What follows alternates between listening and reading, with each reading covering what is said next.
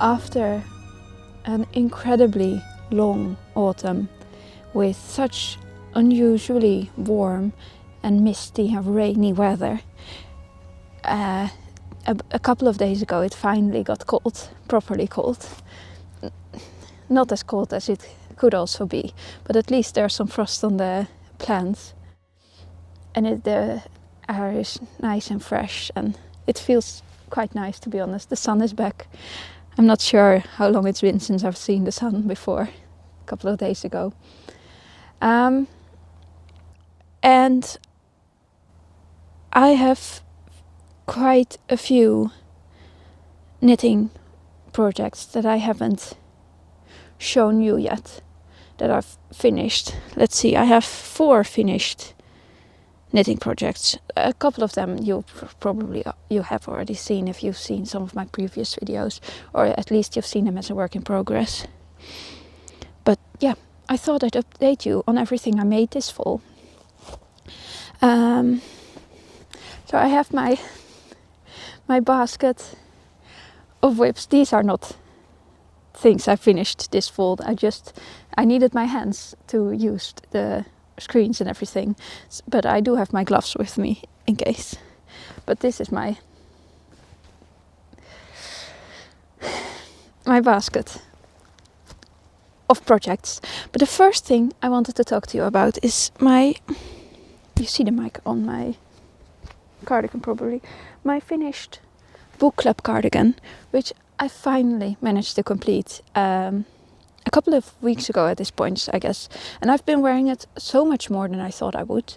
But before I get into that, I'll give you a quick overview of all the other knits I'm wearing right now. I'm wearing my Fingerless mittens, which I've knit in Sandnes garn Sunday. Not using a pattern, just self-drafting. I wear these all the time.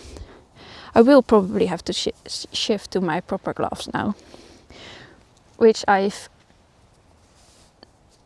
knit a couple of years ago at this point, I think. Also self-drafted. I'm not even sure what yarn it is, but there's definitely a color scheme going on, I guess. I really like this color, apparently. My headband I've knit, I think that was a free pattern. I'll link it if I can remember it, in leftover Fritis garn by Sandnes garn, I'm pretty sure. I used this for a sweater for my boyfriend, and then I had yarn left over and I had enough to make this. I'll link everything, and yeah, I'm not really sure how well it goes with the rest of my outfit, but it's the best I have right now. I need to do a sort through and sort of analyze all the accessories I've made, because there definitely are some gaps in that, but that's for a later point in time. Then I have quite a few layers going on as well. I'm wearing another finished project. I finished the tights I was working on, which I'm wearing underneath my pants at the moment for just a little bit of extra warmth. But we'll get into that later as well. Then I'm wearing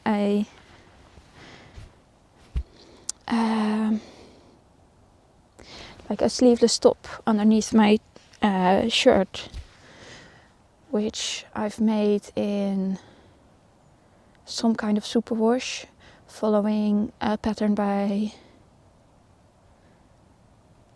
what's she called, Lily Kate Makes, maybe something like that. I made this a while ago as well. I tend to wear it just when I need an extra layer. It's nearly skin tight, so it's nice to have an extra layer underneath. And then this is the Colette tee by Vitre Design in Sandnes garn Double Sunday, which is also very soft. I'm wearing a lot of soft layers at the moment, which is not that usual for me. And then the final layer is my Bookclub cardigan, which is in Rauma Vival in the colorway Merk Petrol. And I believe I've had quite a few questions on this when I showed it previously. I believe the number is 402, but I'll put it up on screen because I'm at the moment not fully sure. And this is also This is definitely a woolly yarn, but it's also relatively soft, for me at least. And yeah, you can see that it is already pilling a little bit, but I'm so proud of it. And I wear it quite a lot. I'll try to remember some of the modifications I made, because I believe I made quite a few. The first thing I did was, when knitting the yoke, I changed the, let's see, I changed the cable on the back to leave out one of the legs of the cable, so it would be the transition from the back piece and then the front yoke would be a little bit prettier. I've seen quite a few people make that specific modification. And then I also added an extra stitch to the back yoke, so that there would be a bit of a line. I've seen people make a cable. I wasn't feeling like I wanted to bother with all of that. But I wanted something, and I think that turned out quite nice. I'll try to put in some detail shots. Then I was struggling a bit with getting the right yoke depth, so I ended up sort of being in between. Fluff everywhere. I ended up being sort of in between. You obviously have to end on the same repeat as you ended on the back, so that you can work the whole piece then back and forth. And I preferably would have ended sort of halfway through a repeat, which resulted in I chose to knit the front yoke a bit longer, but that made the back sort of quite low. Let's see. I hope you can see it. So there's quite a gap here, which is not a problem with the shirt I'm currently wearing, since it comes up quite high. But with some other shirts I wanted to pair it with, I feel quite cold in the back of my neck. Maybe I need to make some shawls or scarves to deal with that problem. Then the next modification was more because I forgot, because I was working on it so sporadically. This took about a year to finish, I think. Not really because it was that much work, but because I was working on it very sporadically. So I fully forgot adding pockets. I didn't think to read the pattern, and then I had already finished the body. I'm not too bothered. I'm not sure if I would use the pockets anyway. Might have been nice, but it is what it is. Then for the sleeves, I definitely picked up more stitches than was in the pattern. I'm not really sure how many. I believe I just went with 3 out of every 4 stitches that I picked up. And then I just made it work. I mean, you have a big section of moss stitch here, so it's quite easily. It's already pilling a bit. I have been wearing it quite a bit, but anyway, still. But I think that's because it's such loosely spun yarn. I'm pretty sure I just needed to depill it at some point, and it's not that bad. And I have a feeling that this might stop pilling after the initial loose fibers have gone.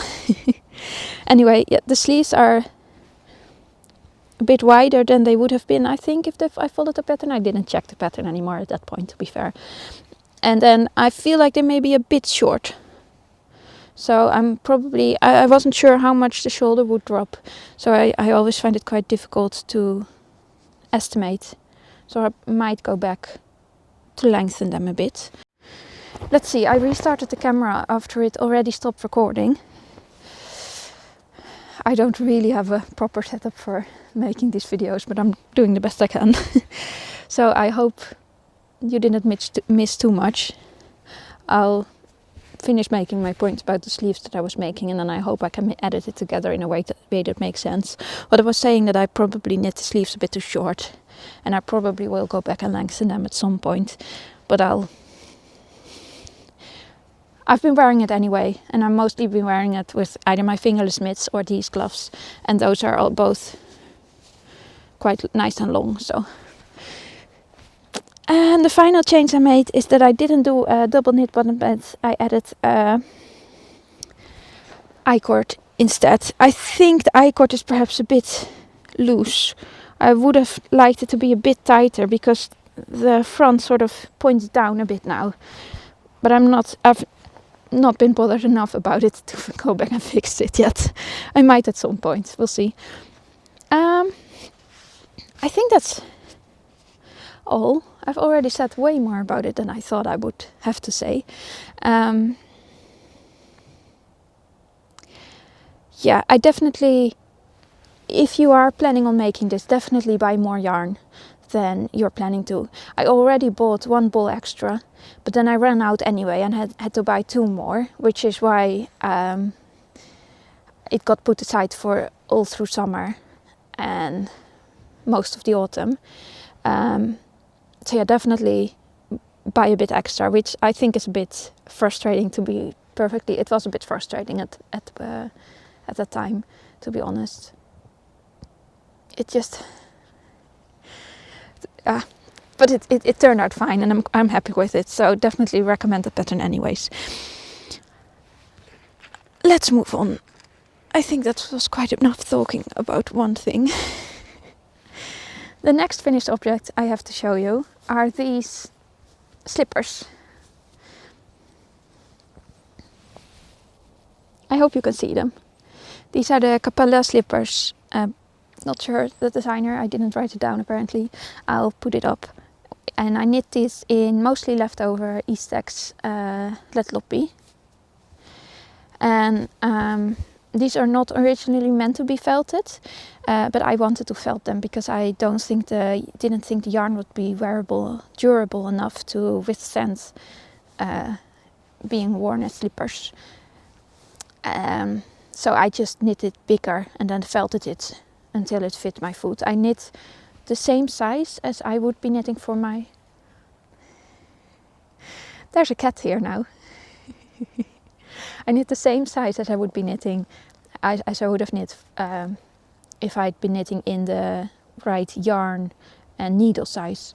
And then I just went up significantly with the needle size and then felted it down. The felting was a bit a difficult process. I'm not sure if... I think maybe the Icelandic wool is not really meant to be felted. There will be a cat walking by now, I think. Hey! Hej på avontuur. I'm not sure if the Icelandic wool is really meant to be felted, so it was a bit of a difficult project, and I ended up felting most of it by hand, just by using nearly boiling water and soap and just rubbing the slipper together. And then eventually they ended up the same size. There was a period of time of a couple of weeks that one was significantly bigger than the other. Because I'd grown tired when I was initially felting them, and I just never... When you have the last little bit to do, and it was a bit of a frustrating... It's a bit more of an intense process than just sitting on the couch and knitting. I tend to put it off. But now they're done. I made these to be used while spinning because I was getting cold feet while spinning, and I didn't want to use the normal slippers I used for walking around the house. I don't know why really. I feel like that one has like a plastic sole, and it felt a bit too much like shoes, and I don't want to have shoes on my treadles. So I made these instead, which I've so far only used for spinning and not for walking around the house. That's not quite true. I have used them for walking to and from the fireplace to fill it up with wood. Not a fireplace, a wood burner that is placed into our fire. We originally had an open fireplace, and that wasn't working at all. I personally didn't like just the fact that there was just an open flame in the house. And it also didn't give up all that much warmth. So we had a wood burner put in instead. Wood stove? I don't know. A thingy with glass. That worked way better. So yeah, this I've finished. Yeah, I think it's time to talk about the depressing finished project, which is... You wouldn't call it depressing just looking at the color, I guess. this sweater, you can see by the lines that it has been lying in a corner folded up for quite a while. Unfortunately, this did not at all turn out how I'd hoped.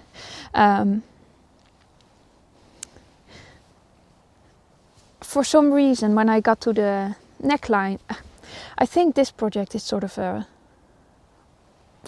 representing how I've been sort of struggling a bit through fall mentally and stuff. So I wasn't really making the best decisions, I guess. And you can see that the neck ribbing is 2 by 2, where the threads everywhere. Where the sleeves I started with 1 by 1. I don't know why I did that. And then I did the body in 2 by 2 as well, ribbing. Let's start with some basic information first, I suppose. My cat's just hanging around there in the little bit of forest. This is the Dryad sweater by Caledonia Dreaming, and I've knit it in Campus 2-ply. And I think my main problem with this is I just don't like the color. I don't like it generally, to be perfectly honest, and I don't like it at all on me. And then I also don't think that this specific sleeve shape works with my. I don't think it's flattering. I feel uncomfortable, but that might just be the general sort of feeling of disappointment around the whole project. I'm not sure. The neck is also quite high up. I could not figure out how to do short rows in this pattern. I believe I was supposed to do short rows in the pattern, but I couldn't figure it out, so I ended up doing in the ribbing. So you do see that there is some neck shaping. However, what that does is that it adds sort of like this is basically a square below the ribbing, and so there is quite a harsh line here which sort of cuts into. I feel it on my throat, and that's rather uncomfortable. And then I also, this is knit bottom up originally. What I did was I casted this one on with a professional cast on, and I did do the sleeves bottom up, and then I knit the body top down, and I stopped way too soon just because I was done with it. I just wanted it done. Yeah, not that positive story, I suppose. I might go back to it and fix things, try to make it more wearable, but at this moment I just want to work on a bit more positive things. So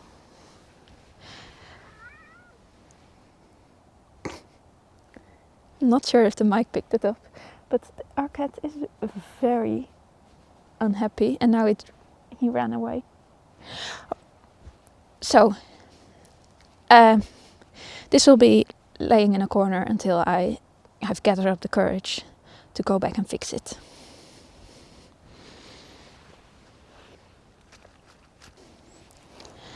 Let's see, I have quite a bit of spinning to show you. And then the final work in progress are my Berkeley tights, which I'm wearing underneath my trousers, so you can't see them at the moment, but I might change. Although I am getting quite cold right now, so if I do that I probably have to start a fire, which, to be honest, I've been quite looking forward to. The sun is going down as well, so I hope it's not too dark yet. Let's see.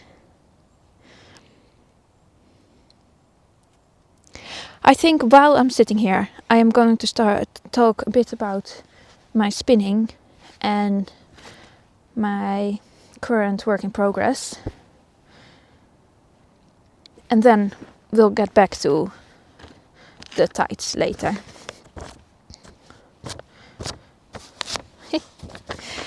At the moment I only have one knitting work in progress, which is this sweater. See. I'm working on the neck ribbing right now, as you can see. I will be folding it down I'm pretty sure it's long enough now, so I can do that soon. And this is a sweater for my boyfriend, knit in Handspun Fingerless. And that's the first finished spinning project of this fall. As you can see, or I suppose you can guess, I have more than I'm going to need for this sweater, which is a good thing, I suppose. I think I used either 3 or 4 of these skeins for what I have so far, and all I have to do right now basically is finish the sleeves. So I will be having quite a bit left over. Yeah.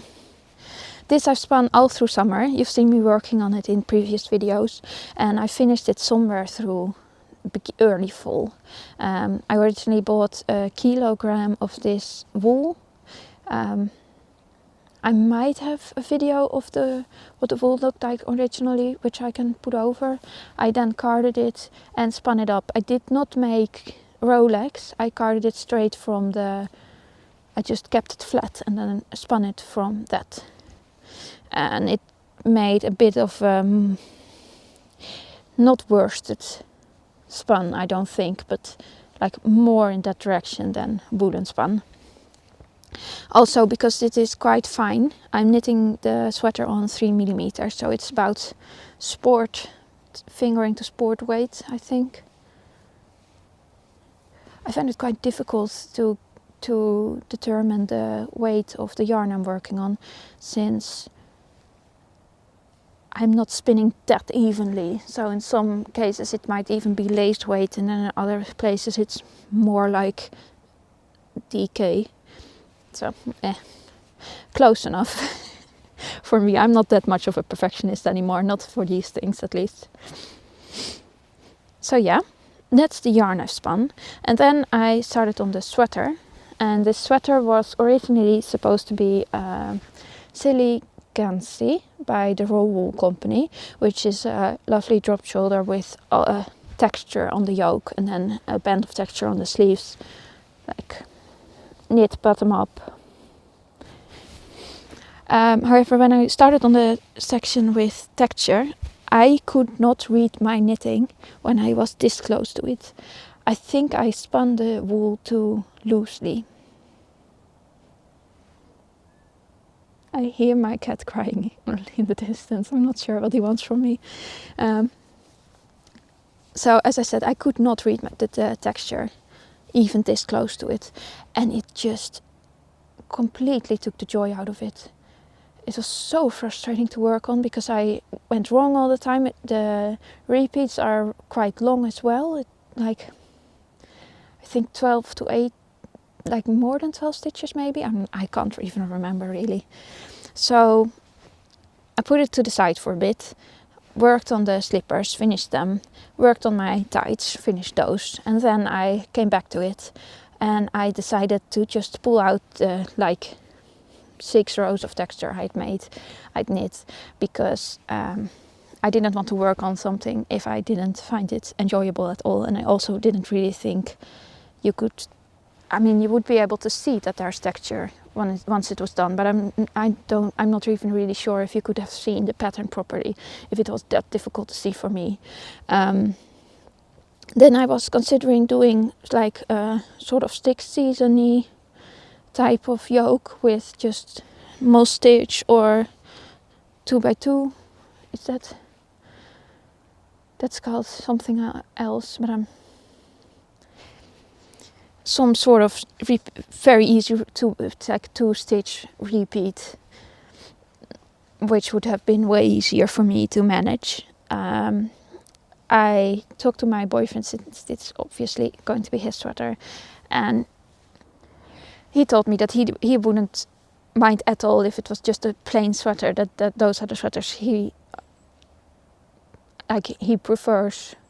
Perhaps, I'm not just.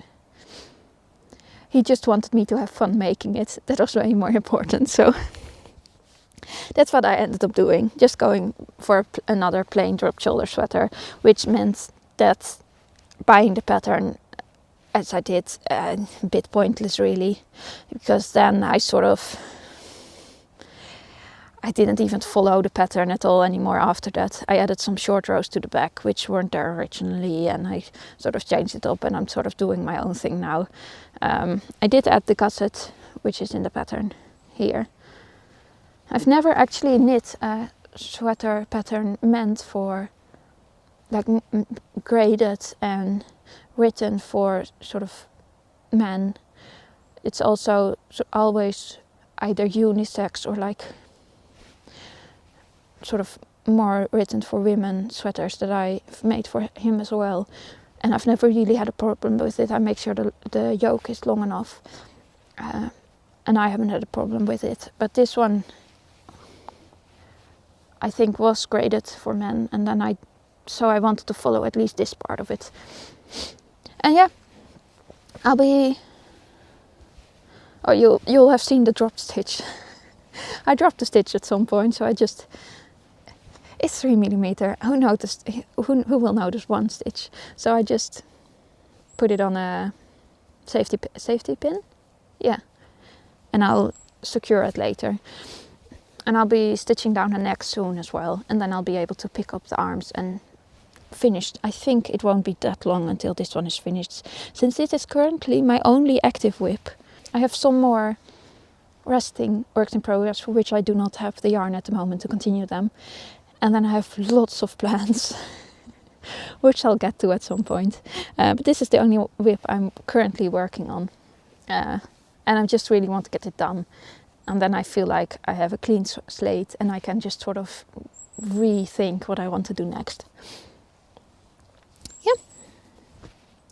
One thing I will have to do later, he tried it on once I'd finished once I'd sewn up the shoulder seams. It's a bit short, unfortunately. I find it very difficult to knit bottom-up sweaters that fit him, just because he is so much taller than me, and I don't want to continually have to ask him to try it on. It sort of interrupts the working flow too much, and he has stuff to do. He doesn't have time to try it on every half an hour. So I guessed, but it's a bit short.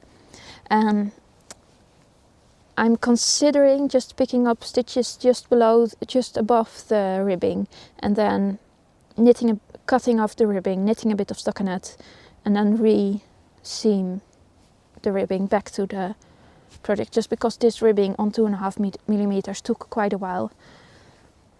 But I might also just re-knit the ribbing.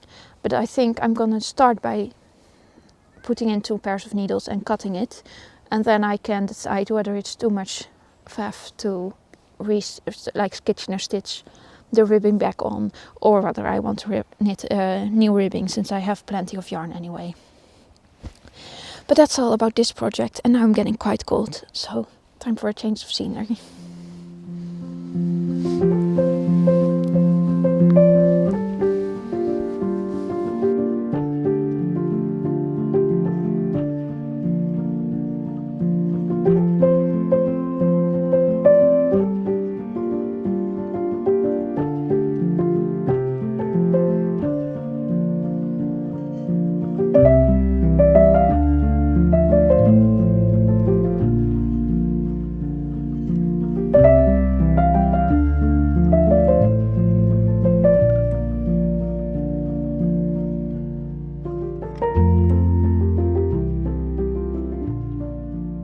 So, part 2, I wanted to show you my finished leggings, which I've been wearing a surprising amount. Yeah, let's start there. So I've spun this yarn myself. I have some left over, I think a tiny skein here as well. As you can see,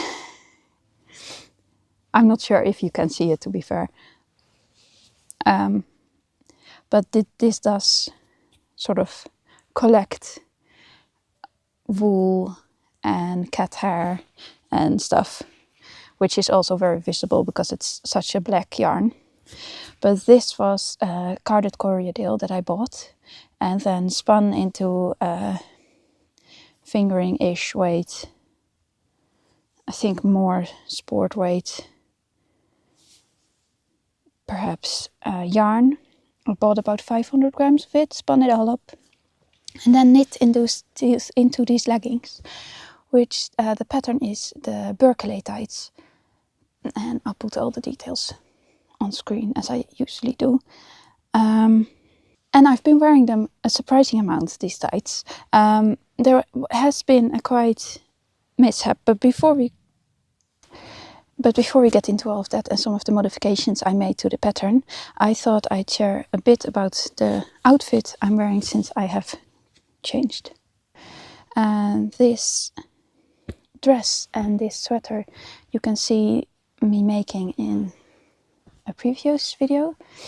And then I'm also wearing lots and lots of layers as I did in the previous clip, but I won't bore you by going through them. I think I'm wearing, at least from what I've knitted, I'm wearing a Tolstad top somewhere in the DK version, and I'm wearing long sleeved underneath, and I'm lots of layers going on. Still, I mean, it doesn't feel that cold right now since it is wind still, but I probably should be wearing a jacket, but I don't like wearing jackets.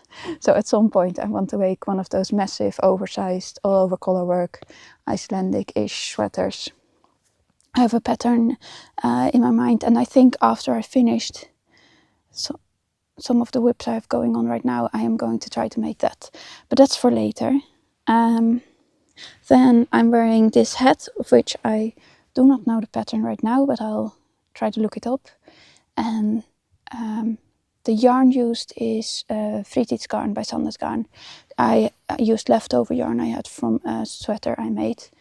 And then these are some kind of mittens that I don't tend to wear a lot, since they are less practical than the gloves I was wearing previously. However, in this case, I like being able to touch the phone screen for when I want to press record, and then still having warm fingers by just slipping this thingy back on. I'm not sure how to call it. So, but the tights. I added a waist tie, which you may have seen previously if you've seen some of the work in progress clips. However, there has been let's see if I can find it, unfortunate incident where I broke it by being lazy and not untying it when I went to change out of them. This happened because I felt the I-cord was too bulky to be wearing underneath dresses like this. You could see them like when I had them tied. So I changed it out for a crochet chain. But then a crochet chain, you only have the one thread, which when you then pull on it, you can apparently break. So I need to re-knit this. And I made this out of phenol, just a bit of leftover yarn I had. But now that I've finished the tights and I see that I have quite a bit of yarn left over, I can make it out of the corriedale, which I believe is stronger because it's more tightly spun. So that's what I have to do at some point, because right now I do need something to tie it a bit tighter around the waist so it doesn't like pull down all the time, which is irritating. Then the other modifications I made it significantly longer in the waist area, the body, before splitting for the separate legs. I could have done with making it a bit more longer. The way I believe this pattern was a free pattern, so I can talk about it a bit more. The way I lengthened this is by just doing more of the repeats on the final rounds of increases. I just did more of them, so it became a bit bigger as well, which I think was a good thing, because it when I started wearing it, it was quite tight. It has since loosened a bit as the rib has stretched. I did not block this. It's mainly meant as a piece for layering anyways. And then I lengthened the distance between the amount of decreases you do on the leg by, I think, just 1 row. So that's negligible. I think that's a word. And then the most obvious modification is that I did not then start increasing for a flared leg. I just continued decreasing all the way down, and then I just bound off and making sure to bind off loosely so that I could actually get it over my foot as well. So yeah, I think that's most of the modifications I made. And as I said, I've been wearing it quite a lot. The corridor is not quite as soft as you might hope for something that is worn this close to skin. But I'm not bothered by it at all, and I think it's nice and warm. And I've been wearing this outfit specifically way more than I thought I would. It's just so comfortable. Though now that we're heading into winter proper, finally, I mean, it's the 31st of December and there's basically no snow, which is unheard of basically here. But now, tomorrow it's supposed to snow quite a bit, and then it's supposed to get pretty cold. So I probably won't be able to wear it for a while at that point. I still will, not outside at least. But yeah. My partner put a block of wood in the fireplace, I think, because I can smell the wood smoke. Later this evening, as I said, it's the 31st of December right now, so it's the last day of the year. So later this evening we're planning on, this evening it's 2 o'clock in the afternoon right now, but later on we're planning on getting a fire going on outside and just marking the end of the year with a bit of a tradition. So that was the final main knitting project, and then I have some spinning and some random crafting to show you as well, but I need to restart my camera again, I think. So I'll start with the spinning. This thing I think technically should not count towards things I made in winter because I just finished it earlier today, but I did want to show you because it goes along with this yarn, which I admit looks very, very similar to this yarn I showed you previously, which I was working on, which I've spun up for my sweater for my boyfriend that I'm working on. It is not the same, but the color is so similar. This is Shetland Moorit, and I'm planning on combining it with this mixture of Gotland and Finu, which is a sort of grey. It's interesting because the fluff looked almost white, but now that I've spun it up, it's definitely grey. And I'm planning on combining this in a project, which you'll see more of in an upcoming video, hopefully. This will not be knitted. This will be woven, I hope. So yeah, more on that later. Then the final finished sort of thing I have is this bright fluff. This was originally the same color as this that I've spun. However, this I've naturally dyed with heather back in September, I think. Halfway through September, perhaps? I don't know. And I must admit, I was sort of hoping for more of a green. It's definitely yellow. And the fiber has also definitely compacted. Possibly even just full-on felted in some places. Yeah, this feels very like, yeah, this is just felted. This was my first time ever trying to dye something. So I'm still quite happy to have tried it out. I'm not sure if it's for me. It was quite a bit of hassle. It's definitely not something I'm going to do in the winter because I like to... first of all, there's not that much dye stuff right now. And then also I think just with the way we have everything set up, it's a bit more of a hassle, I think, during winter. So maybe next summer I'm going to try some more of it. If I do that, I'm definitely not going to dye this amount of fluff at a time. This is about 100 grams, I think. And yeah, as you can also see, there's definitely, I added a nice amount of vegetable matter to it by not sifting the water. Just, I didn't,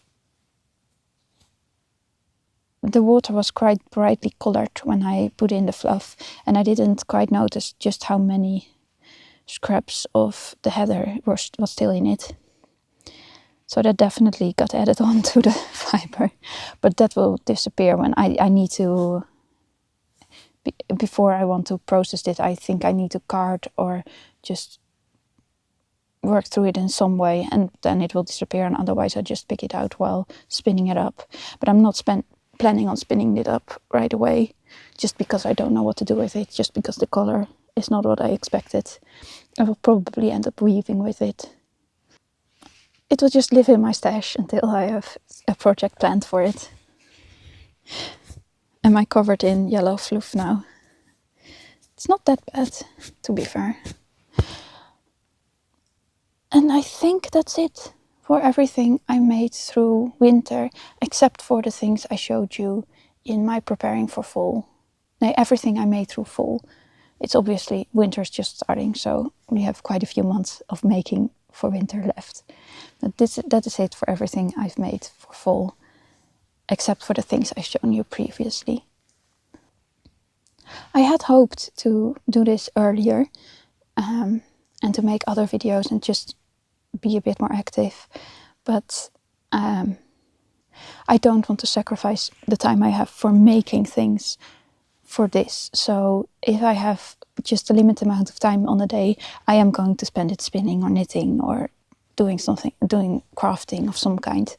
And this is sort of an extra added bonus, which means I'm not doing this as regularly as I was hoping for. I was hoping for being able to make something every other week. I'm not going to pressure myself, but that is sort of the goal. So we'll see how it will go in the new year. Please feel free to share your favorite projects you've made this fall. And if you have any exciting plans coming up for winter. And then I'll see you next time.